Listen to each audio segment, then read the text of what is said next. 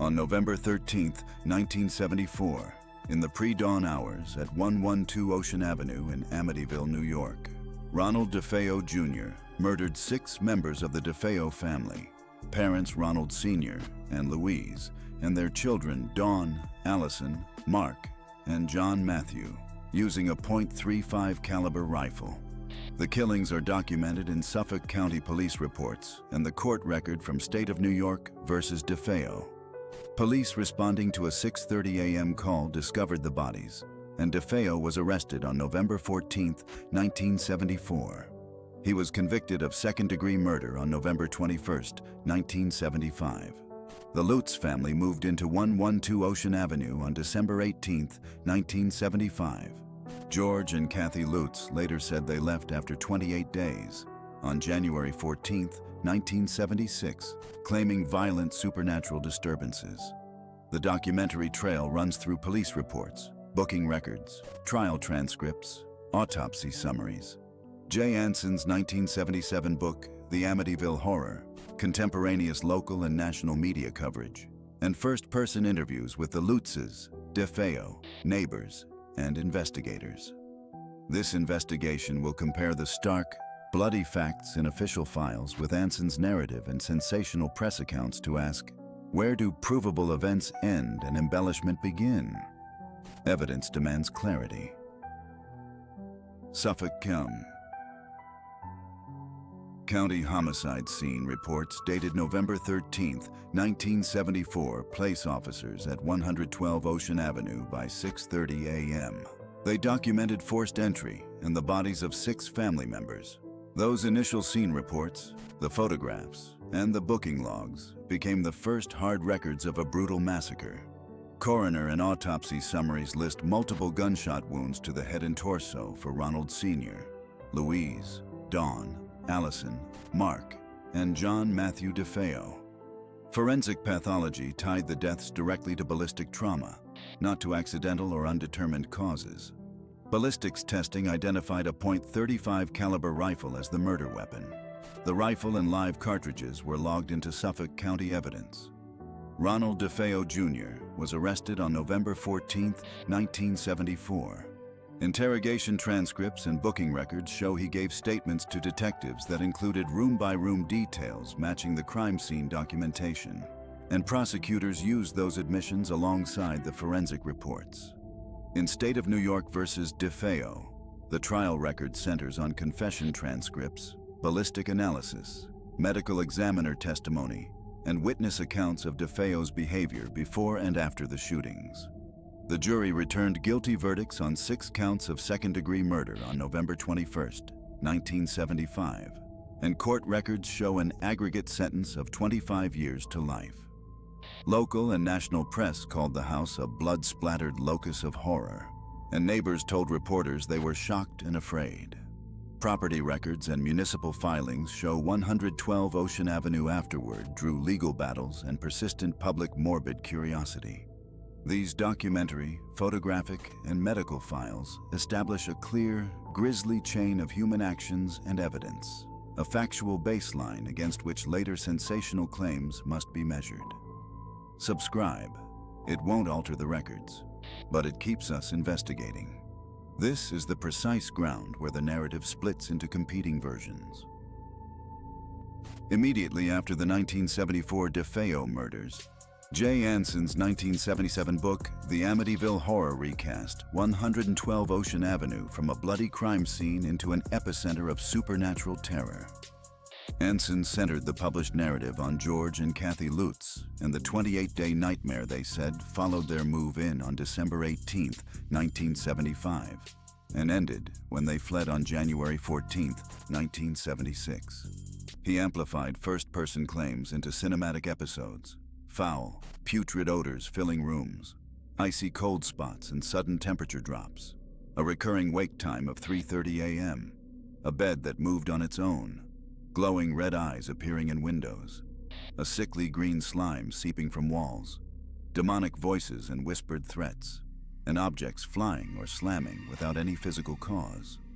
Ed and Lorraine Warren publicly supported the Lutzes, appearing in media interviews and lending their occult investigative cachet to the story. National magazines, television shows, and the 1979 feature film treated Anson's account as definitive, turning the house into a household name. But a close comparison with contemporaneous documents reveals creases in that glossy, ghastly veneer. Suffolk County Police reports, autopsy files, and ballistic records from November 1974 document a human ballistic slaughter. There is no official record of paranormal calls tied to the Lutz tenure. Early press interviews with George and Kathy show shifting details and embellishments that Anson either expanded or restructured. Neighbor statements and municipal records contradict timelines and some specific sensory claims.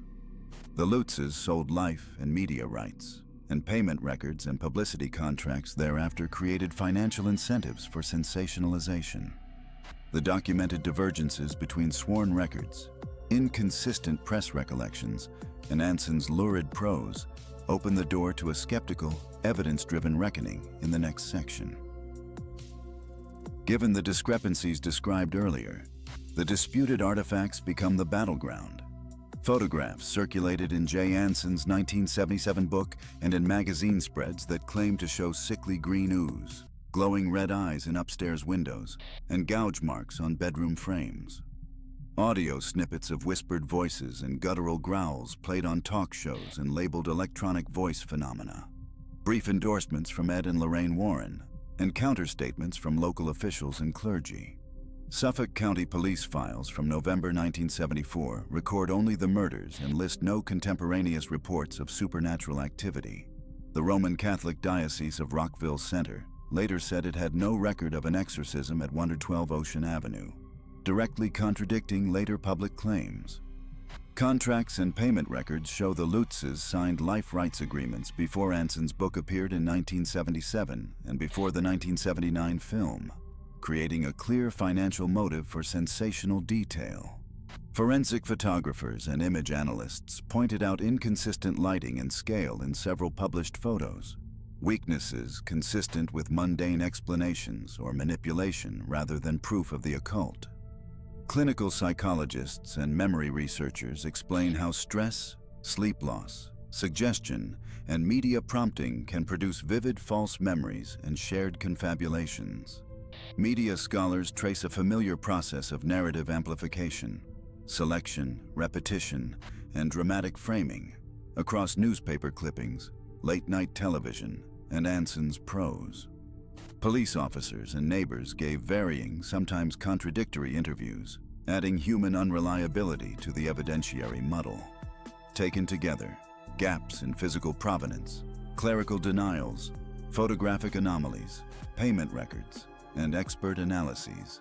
The evidence pushes the story toward a stark choice: explainable human motives and errors, or a darker, unresolved claim.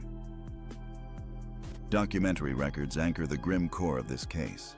Suffolk County homicide reports, autopsy summaries, ballistics logs, and the State of New York versus DeFeo transcripts fix November 13, 1974, as the date Ronald DeFeo Jr.'s .35 caliber rifle killed Ronald Sr., Louise, Dawn, Allison, Mark, and John Matthew DeFeo.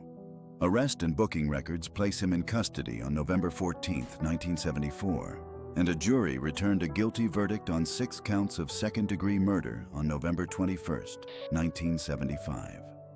By contrast, the lurid haunting in J. Anson's 1977 book rests on shifting interviews with the Lutzes, life rights contracts, magazine photos with disputed lighting, alleged EVPs aired on television, and endorsements from Ed and Lorraine Warren, elements tied to commercial deals and media amplification. The Roman Catholic Diocese of Rockville Center has no record of an exorcism, and Suffolk police logs list no contemporaneous supernatural reports during the Lutz occupancy from December 18, 1975 to January 14, 1976. Weighing verifiable documents against inconsistent, commercially mediated claims, the evidence decisively supports the forensic human atrocity while supernatural assertions remain unproven and appear circumstantially motivated. Unanswered questions about motive and memory remain. and those limits shape public perception and the aftermath. Jay Anson's 1977 book turned the documented grisly murders at 112 Ocean Avenue into a global ghost story. It reshaped public perception and spawned films, sequels, merchandise, and an entire folklore industry that commodified a family's suffering.